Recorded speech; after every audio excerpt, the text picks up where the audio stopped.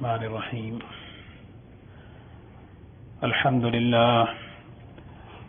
لله نحمده ونستعينه ونستغفره ونؤمن به ونتوكل عليه ونعوذ بالله من شرور أنفسنا ومن سيئات أعمالنا من يهده الله فلا مضل له ومن يضلله فلا هادي له ونشهد أن لا إله إلا الله وحده لا شريك له ونشهد أن سيدنا ونبينا ومولانا محمدا صلى الله عليه وسلم.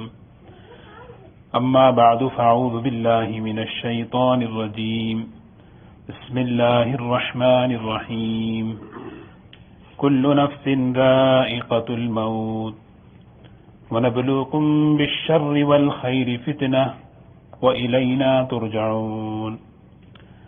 وقال الله سبحانه وتعالى: اعلموا أنما الحياة الدنيا لعب ولهو وزينة وتكاثر في الأموال والأولاد كمثل غيث أعجب الكفار نباته ثم يهيج فتراه مصفرا ثم يكون حطاما وفي الآخرة عذاب شديد ومغفرة من الله ورضوان وما الحياة الدنيا إلا متاع الغرور.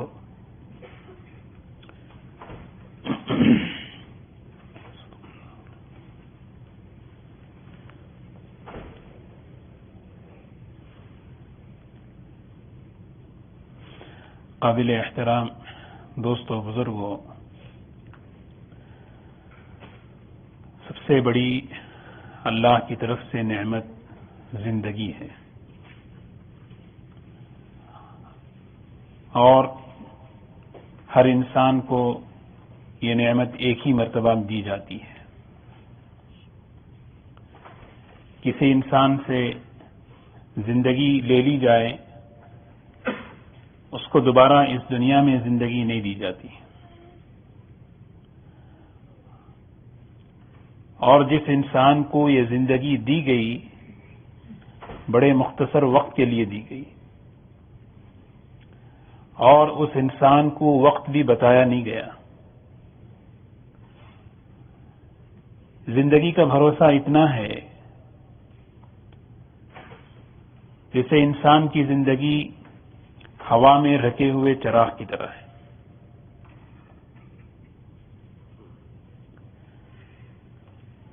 بوڑھا آدمی اگر چراغ سحر ہے تو جوان آدمی جو ہے چراغ شام ہے. ہوا چل رہی ہے اور اس ہوا کے اندر کوئی چراغ رکھ دیا ہے، وہ چراغ بجھنے میں ہوا کے ایک جھونکے کا محتاج ہے. اسی طرح انسان کی زندگی ختم ہونے میں ایک پل کی محتاج ہے. وہ پل اس انسان سے چھپا دیا گیا ہے. اس دنیا میں جو بھی آیا ہے اسے موت کا مزہ چکھنا ہے، موت کے مرحلے سے گزرنا ہے، اور اس دنیا سے اس کو جانا ہے.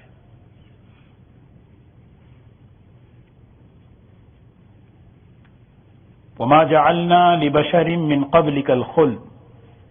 اے محمد صلی اللہ علیہ وسلم، ہم نے آپ سے پہلے کسی انسان کے لیے اس دنیا میں ہمیشہ رہنے کو نہیں لکھا ہے، لہذا آپ بھی نہیں رہیں گے یہاں دنیا میں. افإن مت فهم الخالدون کل نفس ذائقۃ الموت. آپ سے پہلے کوئی نہیں رہا تو آپ بھی نہیں رہیں گے. اتنی مختصر زندگی آخرت کے بنانے کے لیے، آخرت کو تیار کرنے کے لیے دی ہے. اگر انسان اس کو ضائع کر دے بڑا افسوس کرے گا اور بڑی ہی پشیمانی اٹھائے گا. زندگی کی ایک ایک سانس یہ جو انسان لیتا ہے، جس کو اس کا اندازہ نہیں کہ کتنی آسانی سے لے رہا ہے اور کتنی قیمتی ہے. ایک سانس کی قیمت کیا ہے، جب یہ سانس لے لی جاتی ہے اس موقع پر اس سے پتا چلتا ہے کہ ایک سانس کی قیمت کتنی. اس ایک سانس کے بدلے میں جنت کے بڑے خزانوں میں سے ایک خزانہ خریدا جا سکتا تھا. اللہ کی بڑی سے بڑی توبہ خریدی جا سکتی تھی. اللہ تعالیٰ کی بڑی سے بڑی معافی لی جا سکتی تھی اس ایک سانس کے بدلے میں. لیکن یہ اندازہ اب نہیں ہوگا جو آ رہی ہے جا رہی ہے.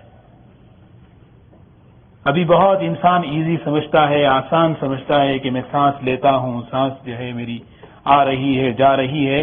جس وقت اس کی سانس اس سے لے لی جائے، کیا اسپتالوں میں جا کر دیکھیں جو لوگ مشینوں پہ لیٹے ہوئے ہیں، ایک سانس انہیں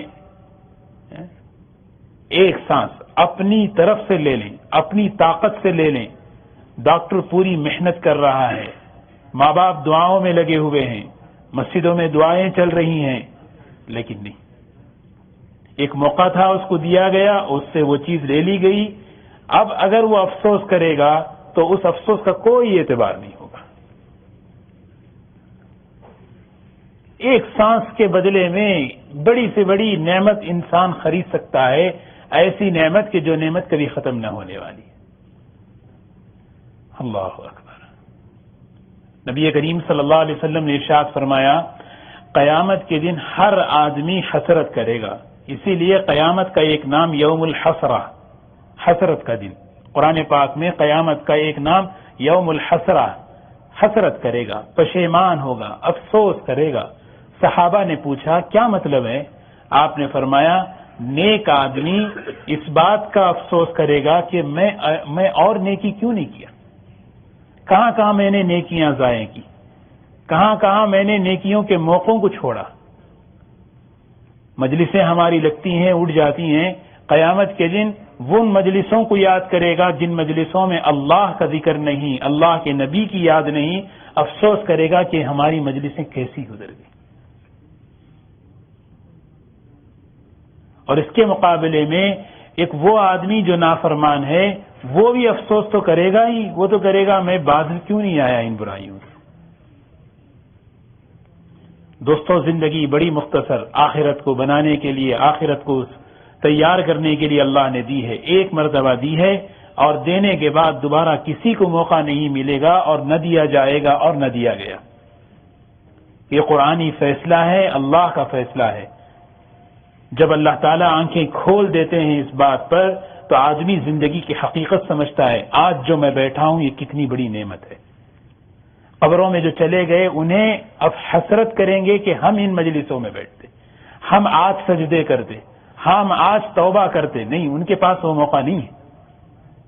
عبداللہ ابن عمر رضی اللہ عنہ راستے میں جا رہے ہیں، قبرستان آ گیا، فوراً اترے، 2 رکعت نماز پڑھی.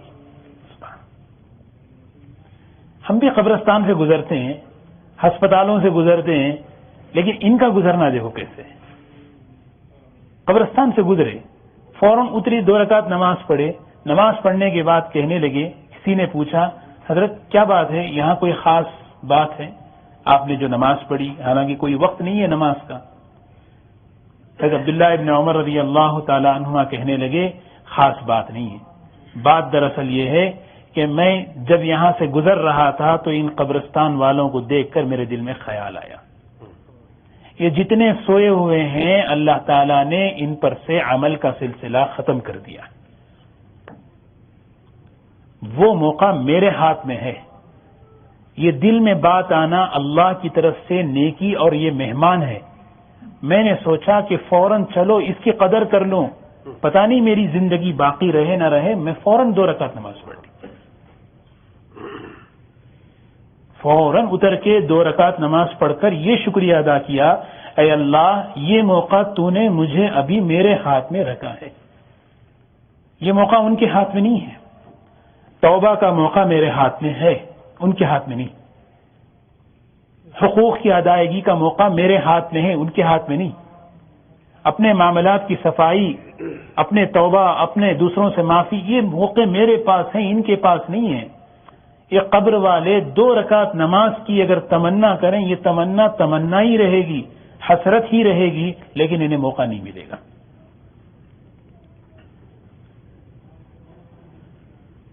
سے بڑی جو غفلت آج ہم پر ہے نا، سب سے بڑی، اس دن کو ہم نے بھلایا ہے. سب سے بڑی جو غفلت، سب سے بڑی کوتاہی اور سب سے بڑی بھول اور سب سے زیادہ نہ یاد کرنا، اس دن کو ہم نے یاد نہیں کرتے جو دن ہم میں سے ہر ایک کو آنے والا ہے. ہم میں سے ہر ایک کوئی نہیں بچے گا. اور اس کو اتنا بھلایا، اتنا ہم نے چشم پوشی کی، نظر انداز کر دیا. ذائقہ کہتے ہیں اللہ تعالیٰ، ذائقۃ الموت. یہ موت ہے نا، یہ لذت کی چیز ہے، ٹیسٹ. بعض لوگوں کو اس کا تذکرہ بھی کڑوا لگتا ہے. عجیب جملہ اللہ نے کہا.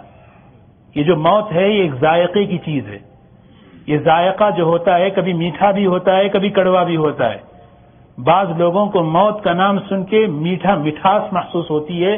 موت تو ذریعہ ہے اللہ سے ملاقات کا. بعض لوگوں کو موت کا لفظ سن کر ہی وحشت طاری ہوتی ہے، کڑواہٹ ہوتی ہے، اس لیے کہ موت، میں جاؤں گا تو مجھے وہاں کیا ہوگا میں جانتا ہوں. کل نفس ذائقۃ الموت. ایک ایک زندگی، اس کو آدمی غنیمت سمجھے جو سانس اللہ نے ہمیں دی. آج موقع ہے سبحان اللہ کہہ سکتے ہیں. سلیمان علیہ السلام کی حکومت سے بڑی طاقت ہے یہ چیز. الحمدللہ کہہ سکتے ہیں ہم. آج رکوع میں اللہ کے سامنے سر جھکا سکتے ہیں، سجدے میں اپنا ماتھا اللہ کے سامنے رکھ سکتے ہیں. یہ موقع میرے اور آپ کے ہاتھ میں ہیں.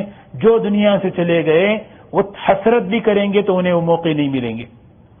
لیکن آج عجیب دھوکہ پڑا ہوا ہے.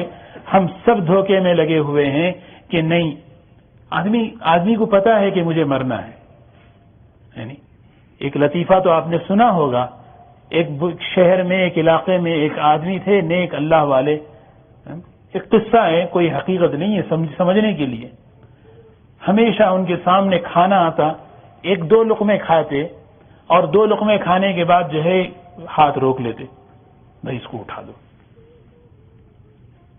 سارے لوگ کہتے حضرت کھائیے نا. حضرت فرماتے نہیں. اصرار کہتے تو کہتے کیسے کھاؤں، میرے سامنے موت ہے.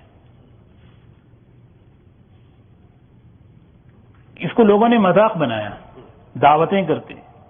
حضرت کہتے تھے حضرت کھائیے، ہمارے سامنے بھی موت ہے، ہم بھی کھاتے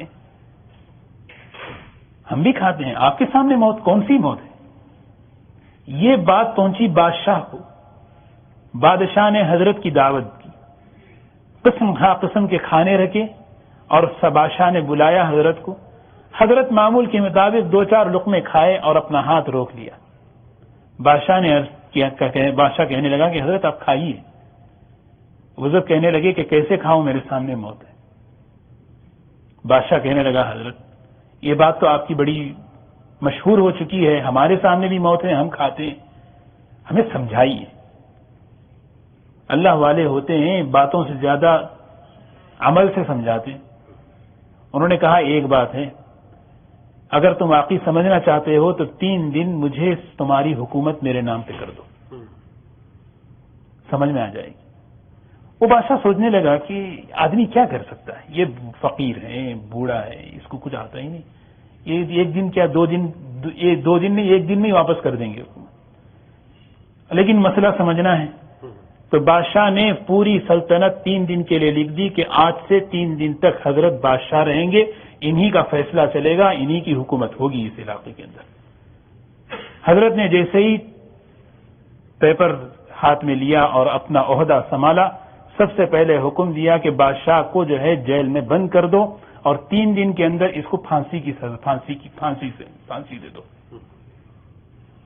وہ بادشاہ پریشان کہ کیا ہو گیا، میں کس آدمی کو بادشاہ بنا دیا. ایک تو مجھے قید کر دیے اور دوسرا 3 دن کے اندر پھانسی. 1 دن گزرا تو شام میں بادشاہ جو اللہ والے تھے بہترین قسم کے کھانے لے کر قید خانے میں پہنچے اور دسترخوان بچھایا اور بچھا کر بیٹھے کھانے لگے. بھئی کھاؤ تو صحیح. وہ تو ایک لقمہ بھی اس سے کھایا نہیں جا رہا. حضرت تو 2-4 کھا ہی لیتے تھے. بھئی کھاؤ بھی کیوں نہیں کھا رہے؟ وہ کہتا کیسے کھاؤں، میرے سامنے موت ہے. حضرت نے اس کے سارے کاغذات اس کے منہ پہ پھینکے، کہا تجھے تو 3 دن کے بعد پھانسی دی جانے والی ہے. ہمارے نبی صلی اللہ علیہ وسلم کو تو اتنا اپنی زندگی کا اتنا بھروسہ بھی نہیں تھا، ایک سلام کے بعد دوسرے سلام کا بھی انتظام نہیں تھا۔ اسی لیے آپ کی سنتوں میں سے ایک سنت یہ بھی ہے، استنجا سے فارغ ہونے کے بعد حالانکہ وضو کا پانی لوٹا وہاں رکھا ہوا ہوتا تھا، لیکن آپ استنجا سے فوراً نکل کر تیمم فرماتے۔ صحابہ کے پوچھنے پر آپ نے فرمایا مجھے اتنا بھی یقین بھروسہ نہیں کہ میں استنجا سے نکل کر وضو کے پانی تک پہنچ جاؤں، اور میں یہ چاہتا ہوں کہ میں جب اللہ سے ملوں تو وضو کی حالت میں ملوں۔ یہ ہے زندگی دوستو۔ وما امر الساعۃ الا کلمح البصر، پلک جھپکنے کے برابر، کلمح البصر، کلمح البصر کہتے ہیں نا قرآن کی آیت، پلک جھپکنے کے برابر۔ یہ ہے ہماری زندگی کی حقیقت۔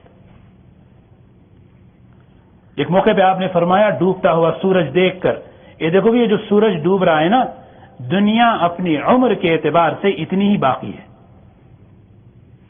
ڈوبتا ہوا سورج دنیا اپنی عمر کے اعتبار سے اتنی ہی باقی ہے۔ ایک صحابی آئے اور انہوں نے آ کر پوچھا قیامت کب آئے گی؟ مجلس تھی، ایک چھوٹا سا بچہ بیٹھا ہوا تھا۔ امام بخاری رحمۃ اللہ علیہ نے اس کو اپنی صحیح کتاب میں نقل کیا ہے۔ چھوٹا سا بچہ بیٹھا ہوا تھا، آپ نے فرمایا یہ بچہ بوڑھا ہونے سے پہلے قیامت آ جائے گی۔ صرف حدیث کا ترجمہ پڑھیں گے نا تو پھر کیا ہوگا، آدمی جو ہے پریشان ہوگا کہ بھی کیا ہو رہا ہے۔ زمانہ گزر گیا، 1400 سال گزر گئے، آج تک قیامت نہیں آئی، اور امام بخاری رحمۃ اللہ علیہ نے اپنی صحیح کتاب میں اس حدیث کو نقل کیا ہے، اور اس میں انہوں نے نقل کیا ہے کہ یہ جو بچہ بیٹھا ہے یہ بچہ بوڑھاپے کے پہنچنے سے پہلے ہی قیامت آ جائے گی۔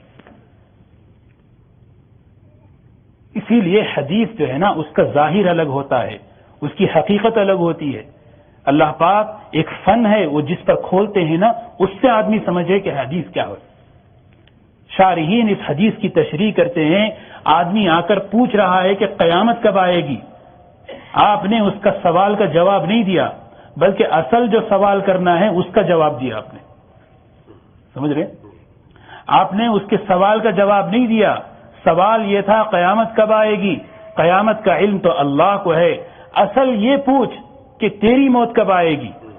اس لیے کہ دو قیامتیں ہیں، ایک قیامت صغرا، ایک قیامت کبرا۔ قیامت کبرا تو اس کا علم اللہ کے پاس ہے، لیکن قیامت صغرا اتنی قریب ہے۔ قیامت صغرا کیا ہے؟ من مات فقد قامت قیامتہ، ہم میں سے جو بھی مرے گا اس کی قیامت شروع ہو جائے گی۔ قیامت صغرا کیا ہے؟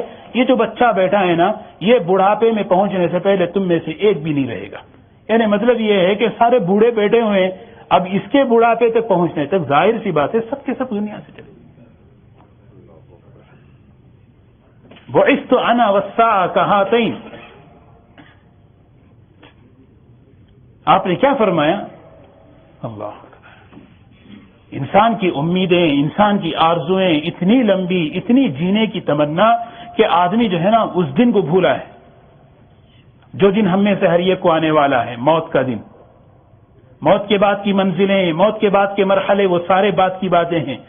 صرف وہ دن جس دن عزت کا فیصلہ، ذلت کا فیصلہ، کامیابی آدمی پر کھل جائے گا کہ میری حالت کیا ہے۔ اور آپ نے فرمایا دیکھو قیامت، بعثت انا، میں اور قیامت اسی طرح آئے ہیں، اشارہ کر کے آپ نے بتایا میں آیا ہوں، میرے بعد قیامت ہے، میرے بعد کوئی نبی نہیں آنے والا ہے۔ اتنی قریب ہے قیامت، اتنی قریب ہے قیامت، اور آدمی کی زندگی کی موت اس سے زیادہ قریب، کلمح البصر، پلک جھپکنے کے برابر بھی نہیں۔ یہ استحضار جب آتا نا آدمی پر، پھر توبہ میں جلدی، اطاعت میں چستی۔ فقی ابو اللیث سمرقندی رحمۃ اللہ علیہ نے موت کو یاد رکھنے کے فضائل جمع کیے ہیں۔ آدمی جب موت کو اپنے سامنے رکھتا ہے، ذہن میں رکھتا ہے، پھر اللہ پاک اسے اطاعت کی چستی دیتے ہیں، وہ سستی نہیں کرے گا اطاعت میں، توبہ میں ٹال مٹول نہیں کرے گا، توبہ میں جلدی کرے گا۔ بڑے سے بڑا غم، بڑے سے بڑا فکر اسے کیا ہوگا؟ معمولی لگے گا۔ اصل بڑا مسئلہ تو موت کا مسئلہ ہے۔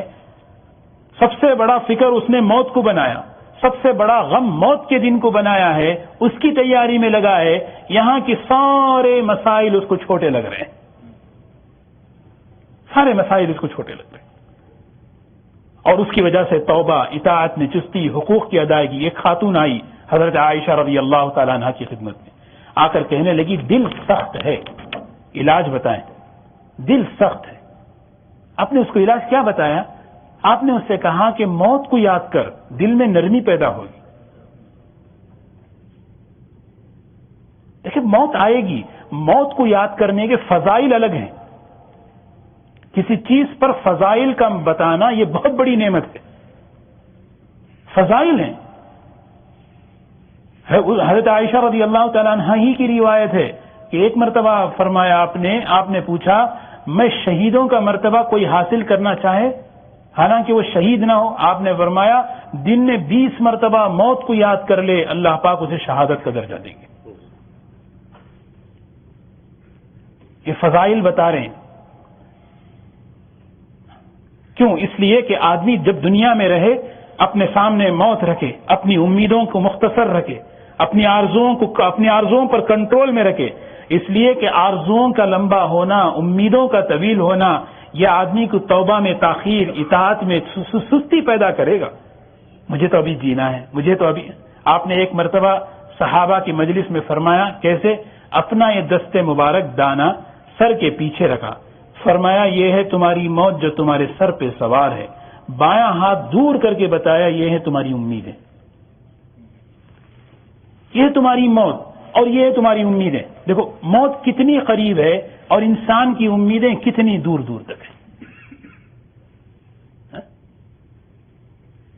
ایک مرتبہ آپ نے حضرت حارثہ سے فرمایا کیف اصبحت یا حارثہ؟ حارثہ خیریت ہے؟ خیریت ہے؟ حضرت حارثہ کہنے لگے الحمدللہ اصبحت مؤمنا حقا. کہنے لگے الحمدللہ حقیقی ایمان ہے میرے پاس. کس سے کہہ رہے ہیں؟ حضور صلی اللہ علیہ وسلم سے کہہ رہے ہیں حقیقی ایمان. فرمایا حارثہ کیا بات ہے، حقیقی ایمان کیسے تمہیں مل گیا؟ کوئی علامتیں ہیں اس کی؟ حضرت حارثہ نے فرمایا اے اللہ کے رسول صلی اللہ علیہ وسلم، صبح ہوتی ہے تو شام کا بھروسہ نہیں، شام ہوتی ہے تو صبح کا بھروسہ نہیں. جنت اور جہنم میرے آنکھوں کے سامنے ہیں. آپ نے فرمایا عرفت فلزم، عرفت فلزم، تو نے پہچان لیا ایمان کی حقیقت، جمے رہے اس پہ، جمع رہے اس پہ. یہ سب ایمان اسی کا نام ہے. صبح ہو تو شام کا بھروسہ نہیں، شام ہو تو صبح کا بھروسہ نہیں. ہاں صبح ہو تو شام کا بھروسہ نہیں، شام ہو تو صبح کا بھروسہ نہیں. کأنی ینظر الی عرش الرحمن، میں تو گویا اللہ کے عرش کو دیکھ رہا ہوں کہ اللہ رب العزت کا عرش ہے.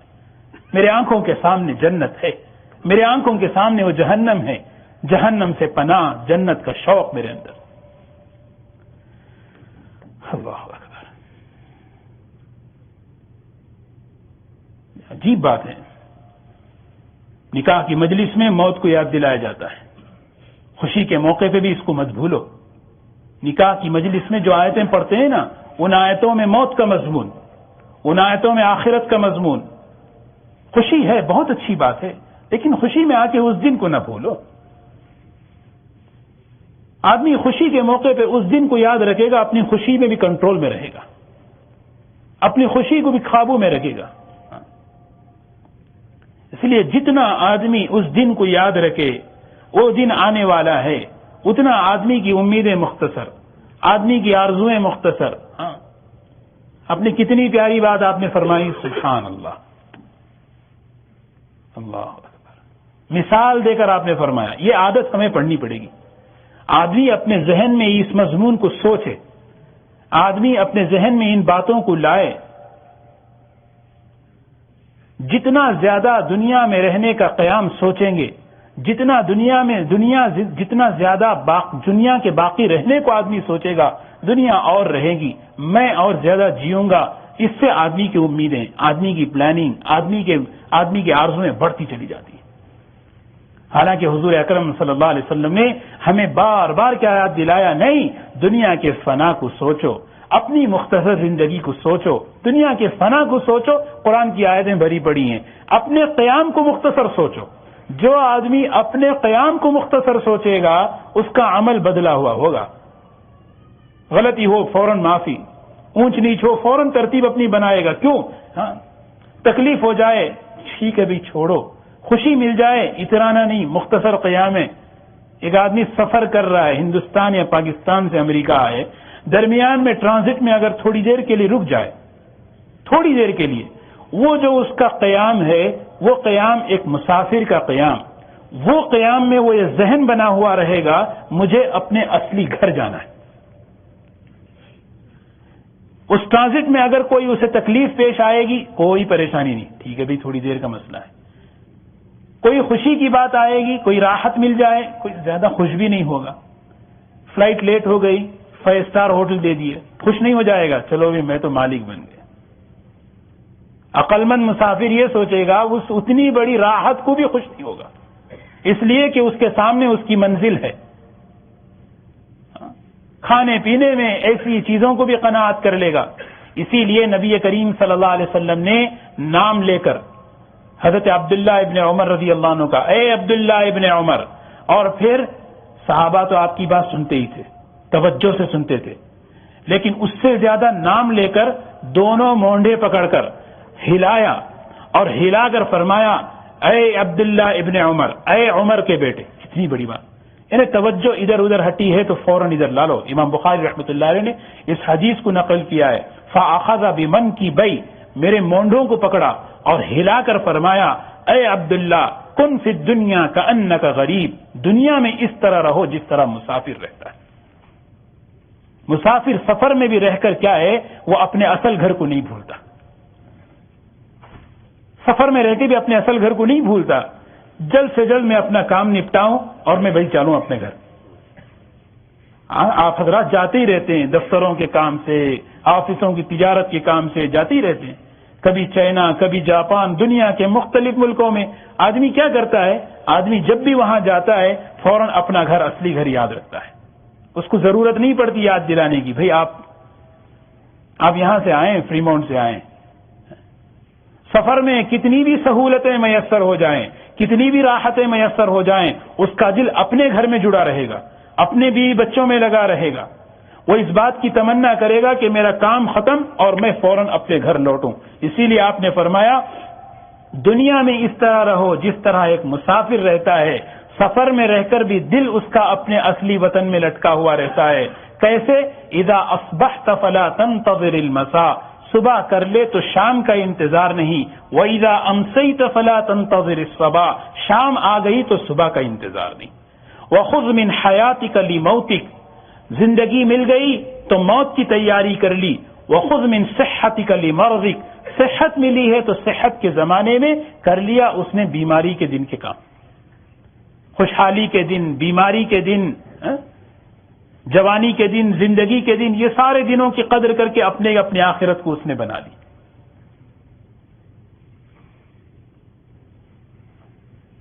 اس لیے بہت بڑی کیا ہے، بہت بڑی بیماری ہے، اور یہ بیماری ایسی ہے جو آدمی کو اطاعت میں سستی پیدا کرتی ہے، کہ ہماری آرزوؤں کا لمبا ہونا، ہماری امیدوں کا طویل ہونا، اس سے دلوں میں سختی پیدا ہوگی، اور دلوں میں سختی پیدا ہوگی اطاعت میں اطاعت میں سستی پیدا ہوگی۔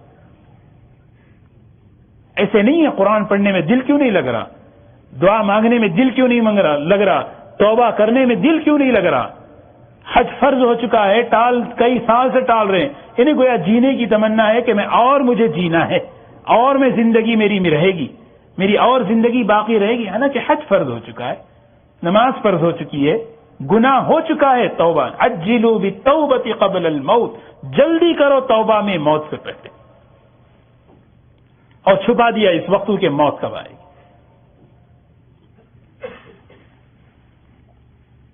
رواج نہیں رہا اب اس زمانے میں، عرصہ گزر جاتا ہے ہماری مجلسوں میں موت کے تذکرے۔ عمر ابن عبدالعزیز رحمۃ اللہ علیہ علماء کو متعین کر دیے تھے کہ روزانہ عشاء بعد میرے کمرے میں آنا اور آ کر مجھے موت یاد دلاتے رہنا، مجھے بس موت یاد دلاتے رہنا۔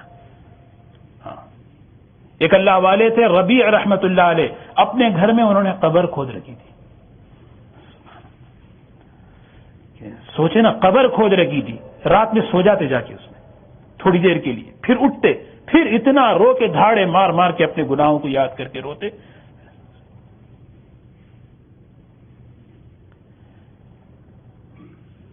یہ چیز جو ہے نا، یہ ہمارا وطن ہے دوستو، وطن ہمارا جنت ہے، اور عجیب اتنی ہماری کمزوری دیکھو، ہمیں اپنے وطن کو یاد دلانا پڑ رہا ہے،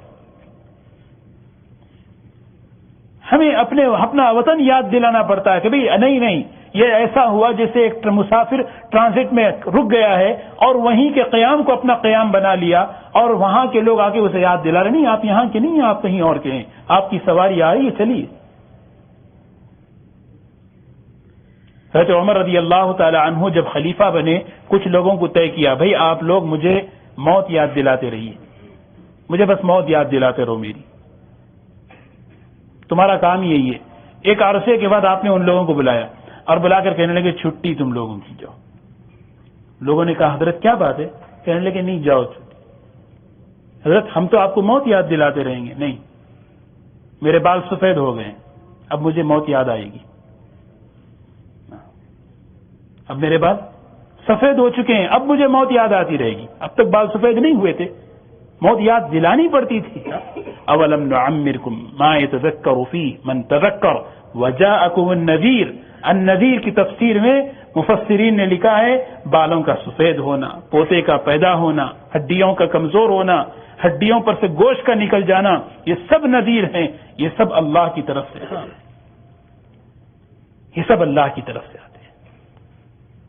اور جب آتی ہے نبات تو بس اس کے بعد اذا جاء اجلهم لا يستأخرون ساعة ولا يستقدمون، ایک لمحہ نہ کسی کو چھوڑے۔ سلیمان علیہ السلام اللہ کا گھر بنا رہے، اندازہ لگاؤ، اس سے بڑا نیکی کا کام کوئی دنیا میں کر سکتا ہے؟ اللہ کے نبی اللہ کا گھر بنانے میں مصروف ہیں، وقت آ گیا انہیں بھی مہلت نہیں ملی، اے اللہ مکمل کر لوں، نہیں یہ تو ہماری تقدیر کے فیصلے کے خلاف ہے، نہیں آپ کو تو چلنا پڑے گا۔ ہم سوچیں ہم کون سے کام میں لگے ہوئے ہیں؟ ہماری صبح ہماری شام کس کام میں لگی؟ ہم شام کس حال میں کرتے، صبح کس حال میں ہوتی؟ سلیمان علیہ السلام اللہ کے گھر کی تعمیر میں لگے، آیا وقت ان کی زندگی کا۔ دیکھو نا، دو چیزیں ہیں، ایک زندگی ایک روزی، جب ختم ہو جاتی ہے نا پھر اللہ کی طرف سے حکم آتا ہے، سانس ختم روزی ختم، رونے والے روتے ہیں، ملک الموت دروازے پہ کھڑے ہو کے کہتا ہے اے گھر والوں روتے کیوں ہو تم؟ میں نے نہ اس کی سانسیں چھینی، میں نہ اس کی روزی چھینی، جتنا یہ لے کے آیا تھا یہ اپنا ختم کر لیا، دوبارہ میں آؤں گا یہاں اس گھر میں، دوبارہ اس گھر میں آؤں گا۔ اگر وہ لوگ گھر والے اس کی آواز سن لینا ملک الموت کی، اس پر رونے کے بجائے اپنے پہ رونے لگے۔ ایک مرتبہ ایک صحابی نے فرمایا روتے کیوں ہو بھائی؟ کسی کے انتقال پہ اپنی توبہ کرو، استغفار کرو، اپنی زندگی کی فکر کرو، اس لیے کہ جو جانے والا تھا وہ تین چیزوں سے چلا گیا، ملک الموت کا دیکھنا سب سے بڑا عذاب وہ بھی پار ہو گیا، برے خاتمے سے بچنا وہ بھی بچ گیا، موت کی تکلیف اس سے بھی۔ اب تین چیزیں تو تمہیں پیش آنے والی ہیں، تمہارے سامنے وہ مرحلہ ہے کہ تم ملک الموت کو دیکھو گے، وہ دیکھنا ایک مستقل ایک عمل ہے، دیکھ ملک الموت کو تم دیکھو گے، اور خاتمے کا کیا ہے، اللہ اکبر۔ اسی لیے دوستوں کی آدمی جو ہے یہ جو چیز ہے نا، یہ خود روزانہ تنہائیوں میں بیٹھ کر ان حدیثوں کو پڑھا جائے جن حدیثوں میں موت یاد آتی۔ سب سے بہترین حضرت شیخ نے فضائل صدقات میں 3-4 چیپٹر ایسے لکھ دیے ہیں جس میں آخرت، موت کے بعد کی زندگی کے ایسی حدیثوں کو انہوں نے جمع کیا جس کو پڑھنے سے آدمی کے دل میں رقت پیدا ہوتی ہے۔ اور بڑی بڑی کتابوں میں ابواب الزہد، ابواب الرقاق میں محدثین نے یہ ساری حدیثوں کو جمع کیا جن کو پڑھنے سے اپنی زندگی کا مختصر ہونا اور آنے والی آخرت کی زندگی کا لمبا ہونا، ہمیشہ کا ہونا، اور موت کا ایک مرحلہ مستقل ہے یہ سمجھنا، یہ دل پہ بات کھلے گی۔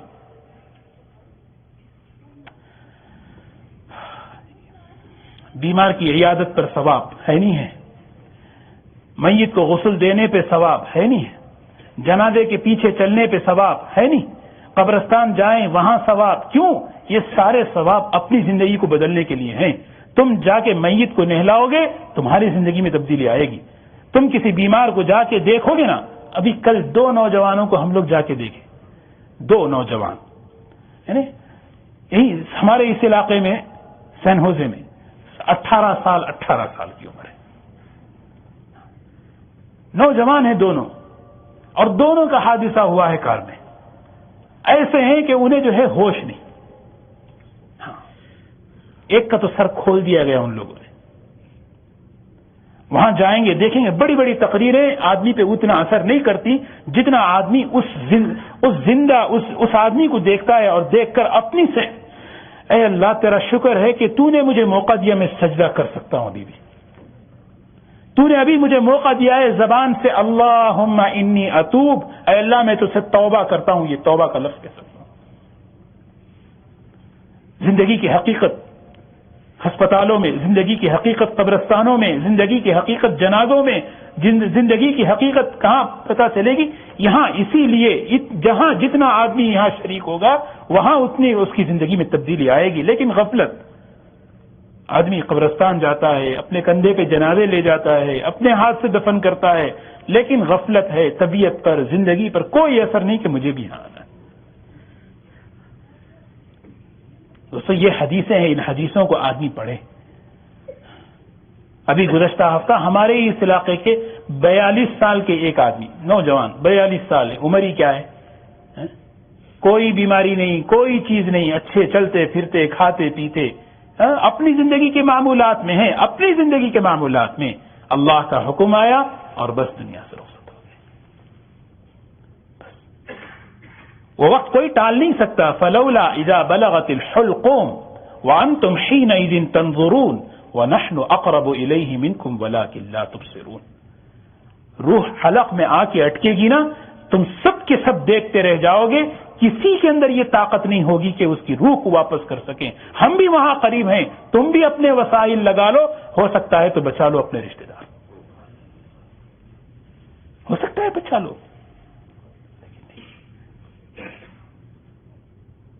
ایک لمحہ کسی کو فرصت نہیں ملے گی، ایک لمحہ کسی کو. ایک بادشاہ کا قصہ لکھا ہوا ہے نا، عجیب قصہ.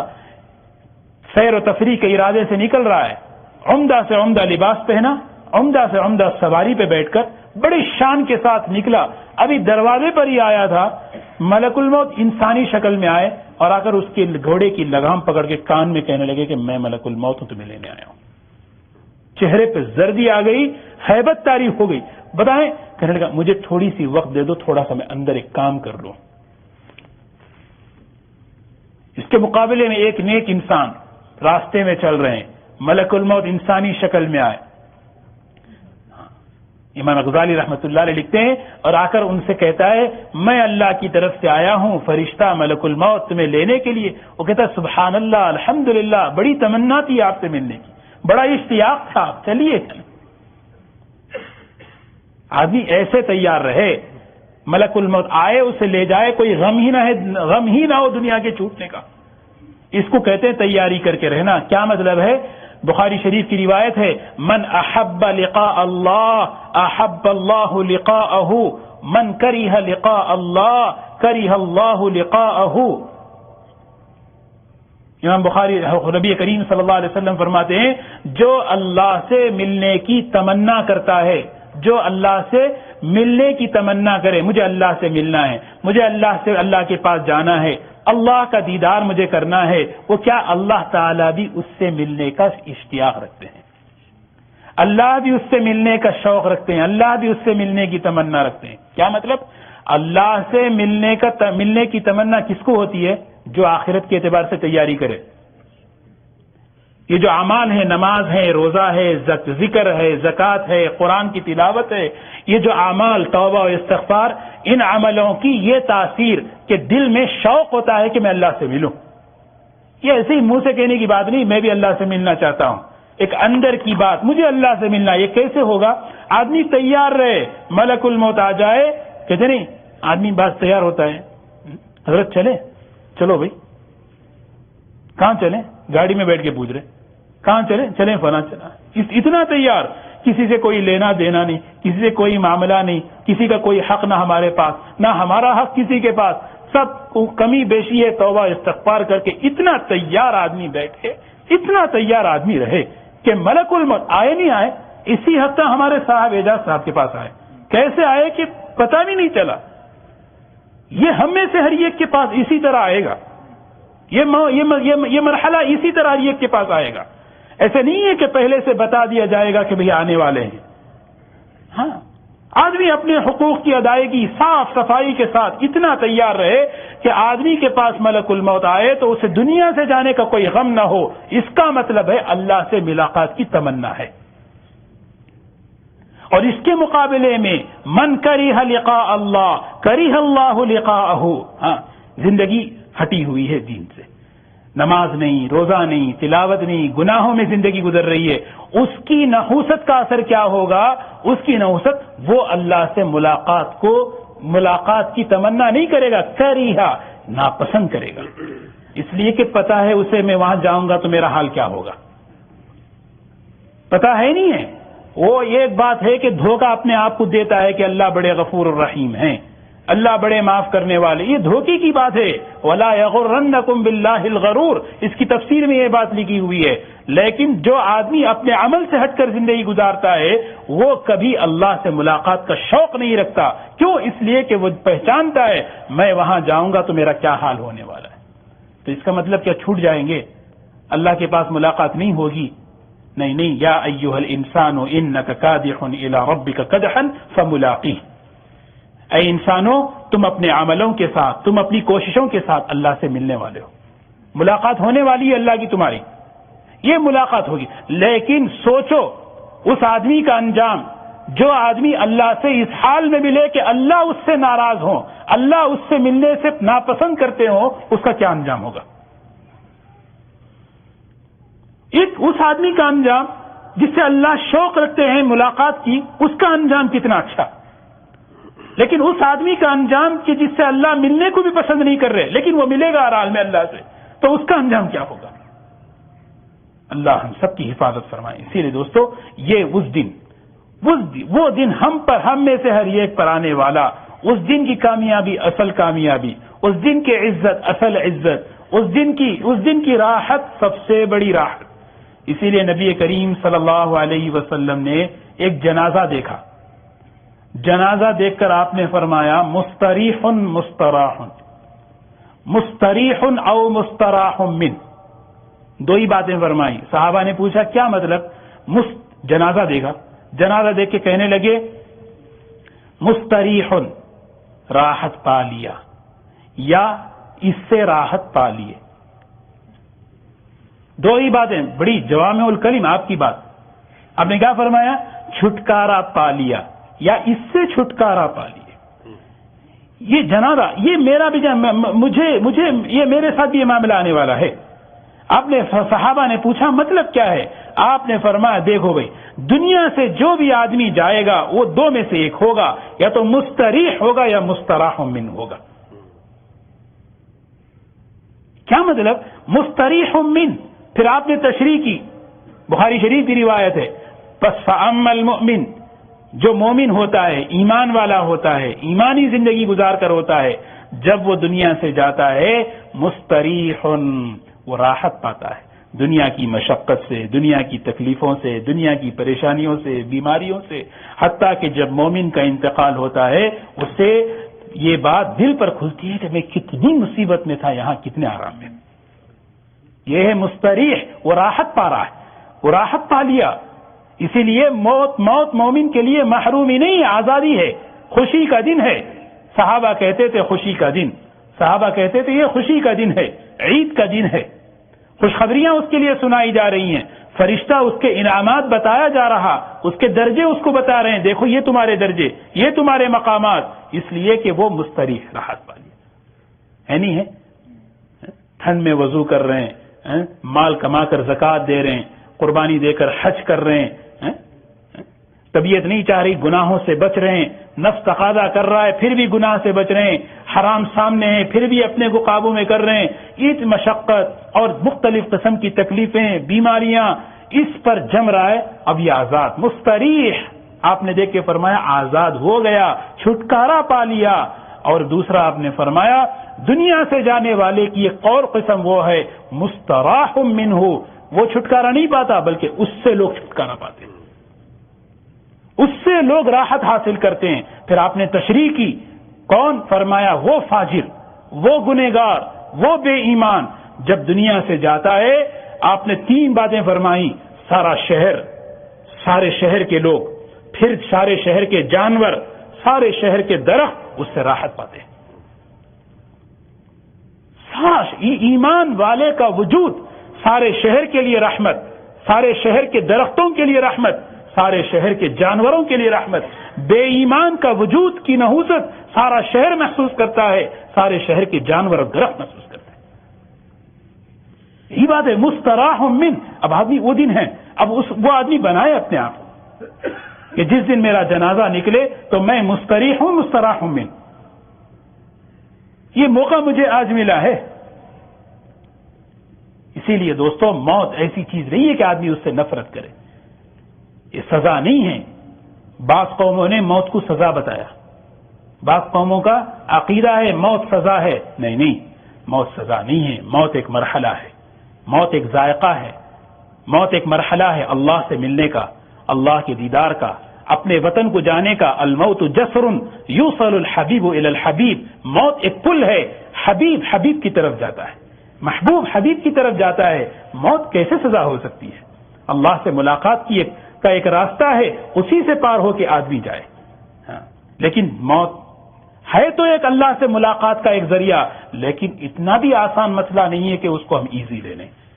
اتنا بھی آسان نہیں. نبی کریم صلی اللہ علیہ وسلم نے موت کے وقت اللہ سے، پوری زندگی آپ نے اللہ سے موت کے وقت کے لیے مدد مانگی. ایک دعا یاد کر لیں آپ، دعا بڑی پیاری. آپ دعا فرماتے تھے. کیا دعا فرماتے تھے؟ اے اللہ موت کے وقت میری مدد فرما. اللہم اعنی علی سکرات الموت، اللہم اعنی علی سکرات الموت. اے اللہ میری مدد فرمائیے موت کے وقت، سکرات کے وقت. کیوں؟ اس لیے کہ موت میں شدت ہے، موت میں تکلیف ہے. اس تکلیف میں بعض مرتبہ زبان سے کلمہ کفر نکل جاتا ہے، بعض مرتبہ شکایت کا جملہ نکل جاتا ہے. خاتمہ اعتبار پر ہوتا ہے، اور اعتبار جو خاتمے پر ہوتا ہے. جیسا اس کا خاتمہ ہوگا ویسے اس کا اعتبار. اسی لیے نبی کریم صلی اللہ علیہ وسلم کہتے اے اللہ اللہم اعنی علی سکرات الموت. اے اللہ میری مدد فرمائیے، اے اللہ میری مدد فرمائیے. اس وقت اللہ سے عافیت بھی مانگنی، اللہ سے مدد بھی مانگنی ہے. اے اللہ ہمارا ایمان پر خاتمہ فرمائیے. ہاں، اسی لیے ہمیں اعمال بتائے. روزانہ سورہ ملک اہتمام سے پڑھیں، روزانہ سورہ یاسین اہتمام سے پڑھیں. صدقات کی کثرت کرتے رہیں. یہ وہ چیزیں ہیں جس سے اللہ پاک موت کی سختیوں کو بندے سے ہٹا لے. نبی کریم صلی اللہ علیہ وسلم سے بڑھ کر کوئی ذات ہو سکتی ہے؟ آپ دنیا سے رخصت فرما رہے ہیں. حضرت عائشہ رضی اللہ تعالی عنہا فرماتی ہیں آپ کے قریب ایک پیالہ پانی کا رکھا ہوا تھا، سر پہ پٹی بندھی ہوئی تھی، سر میں درد تھا. وہ درد کون سا؟ وہ جو یہودیہ زہر دی تھی نا، وہ اثر اس وقت ہو رہا تھا. کئی سال پہلے وہ جو زہر دی تھی نا، اس کے اثرات موت کے وقت ہو رہے تھے. سر پہ شدت درد کی وجہ سے پٹی بندھی ہوئی ہے، اور آپ اپنا دست مبارک پانی کے پیالے پہ ڈال رہے ہیں، اور وہ ہاتھ جو ہے اپنے چہرے پہ مل رہے ہیں، اور کہہ رہے ہیں لا الہ الا اللہ ان للموت سکرات، لا الہ الا اللہ ان للموت سکرات. اللہ کے سوا کوئی عبادت کے لائق نہیں، بے شک سکرات، موت کی سکرات یہ حق ہے. آپ نے جبرائیل سے کہا جبرائیل یہ ہر امتی کے ساتھ ایسی تکلیف، ہر امتی کے ساتھ ایسی تکلیف. جبرائیل علیہ السلام نے فرمایا ہر ایک کو اس کے اعتبار سے معاملہ ہوگا. آپ نے فرمایا ساری تکلیفیں مجھے دے دو، ساری تکلیفیں مجھے دے دو.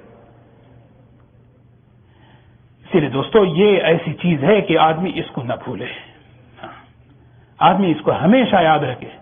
یہ جو ہے کبھی کبھار کہہ دیتے ہیں ہم لوگ، کبھی کبھار سن لیتے ہیں، لیکن دیکھو یہ ہماری مجلسوں میں جو دین کی باتیں مختلف ہوتی ہیں، ہم دین کی باتیں یہاں سنتے ہیں، بیانوں میں سنتے ہیں، اعمال میں ہمیں جو قوت ملے گی نا وہ اسی راستے سے ملے گی. ہاں، کفا بالموت واعظا، کفا بالموت واعظا. سب سے بہترین واعظ، سب سے بہترین اسپیکر، سب سے بہترین بیان کرنے والا موت ہے.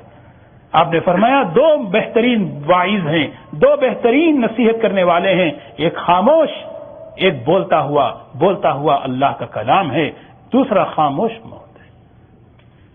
اور یہ ایسی بات نہیں میرے اور آپ کے ساتھ آ جائے، کسی اور کوئی اور بچ جائے، نہیں، یہ تو ہم میں سے ہر ایک کے ساتھ یہ بات پیش آنے والی ہے۔ کفن ملے نہ ملے یہ تو اللہ جانتے ہیں، لیکن موت یقینی ہے، یہ تو فیصلہ ہے، موت یقینی ہے۔ اور ہر ایک کو یہ دن ہم پر ہر ایک، لیکن ایسا دن اللہ پاک ہم پر لائے، فرشتے تسلی دے رہے ہوں، انعامات اور درجے بتلا رہے ہوں، اور اللہ رب العزت ہم پر سے وہ سختی ہٹا دے ہوں، اس کے لیے تیاری ہمیں کرنی ہے۔ ہمیشہ آدمی تیار، مطلب یہ ہے تیار رہے اپنے فرائض کی، اپنے واجبات کی، اپنے گناہوں سے توبہ استغفار کر کے، حقوق کی ادائیگی کی ترتیب بنا کر، ہاں دنیا سے جائے نا، زبان سے نعوذ باللہ یہ جملہ نہ نکلے، اے اللہ دوبارہ میں دنیا میں جاؤں تاکہ میں نیک عمل کروں۔ اللہ تعالی ہم سب کی حفاظت فرمائے، اللہ تعالی ہمیں موت سے پہلے موت کی تیاری کرنے والا بنائے، موت کو سامنے رکھ کر، موت کا استحضار رکھ کر زندگی گزارنے والا بنائے۔ وآخر دعوانا الحمدللہ رب العالمین۔ دعا فرمانے جو مرحوم ہیں ان کی بھی اللہ مغفرت فرمائے، جو بچے 18 سال کے بچے ہسپتال میں ہیں، دیکھا نہیں گیا، جوان بچے، ایک ادھر سر کھلا ہوا ہے کسی کا، کوئی جو ہے کسی کے ناک میں جو ہے پیپ، کسی کے منہ میں پیپ، کوئی سانس۔ ماں باپ تو ایسے ہیں کہ بس 1-2 دن کے بعد جب اس بچے نے اپنی طرف سے سانس لینا تو خوش ہو گئے کہ الحمدللہ آج بچے نے اپنی طرف سے سانس لی۔ اندازہ لگائیں، بچے نے اپنی طرف سے سانس لی، اب تک وہ لائف سپورٹ پہ تھا، جیسے ہی بچے نے اپنی طرف سے سانس لی، ماں باپ کی خوشیاں دیکھی نہیں گئی۔ آج ہم کتنی سانسیں لے رہے ہیں، کتنی آسانی سے لے رہے ہیں، ہم اس کا تصور نہیں کر سکتے۔ یہ چیزیں سوچیں گے ساری پریشانیاں آسان، سارے غم ہلکے ہو جائیں گے، ساری فکریں جو ہے ہلکی ہو جائیں گی آدمی جب اس کو سوچے۔ اللہ تعالی ان کو بھی صحت نصیب فرمائے، عافیت فرمائے۔ بسم اللہ الرحمن الرحیم، الحمدللہ رب العالمین، اللهم صل على سيدنا محمد وبارك وسلم، ربنا آتنا في الدنيا حسنة وفي الآخرة حسنة وقنا عذاب النار۔ اے اللہ ہمارے گناہوں کو معاف فرما دے، اے اللہ ہمارے خطاؤں کو درگزر فرما دے، آپ رحیم ہیں، کریم ہیں، اے اللہ آپ بڑے ستار ہیں، غفار ہیں، اے اللہ اپنے رحم کا، کرم کا ہمارے ساتھ معاملہ فرمائیے، اے اللہ ہماری حفاظت فرمائیے، جب تک دنیا میں رہیں ایمان کے ساتھ، صحت کے ساتھ، جسمانی سلامتی کے ساتھ، روحانی حفاظت کے ساتھ اے اللہ ہم رہیں، اس کے فیصلے فرمائیے۔ جب دنیا سے جائیں ایمان پر استقامت کے ساتھ اے اللہ دنیا سے جانا ہو اس کے فیصلے فرمائیے۔ موت کا وقت ہم پر آسان فرمائیے، موت کی سکرات ہم پر آسان فرمائیے، موت کو سامنے رکھ کر زندگی گزارنے والا بنائیے۔ اے اللہ جس دن ہم جائیں اے اللہ ہمیں راحت ملے، اے اللہ ہمیں راحت ملے اور آپ خوش ہو جائیں، ہم بھی آپ سے خوش ہو جائیں، اس کے فیصلے فرمائیے۔ اے اللہ بری موت سے اے اللہ بری موت سے ہماری حفاظت فرمائیے۔ اے اللہ بدعملی کی موت سے ہماری حفاظت فرمائیے، گناہوں کی حالت میں مرتے ہوئے ہماری حفاظت فرمائیے۔ اے اللہ جو بچے اے اللہ بیمار ہیں اے اللہ ہسپتال میں ہیں انہیں صحت نصیب فرمائیے، ان کے ماں باپ اور رشتہ داروں کو صبر نصیب فرمائیے۔ اے اللہ ہماری اس مجلس کو اپنی بارگاہ میں قبول فرما کر ہماری زندگی میں عمل کی تبدیلی اے اللہ، یقین کی، فکر کی، اپنے اللہ مقصد کی تبدیلی عطا فرمائیے۔ ہماری دعا کو اپنے فضل سے پورا فرمائیے۔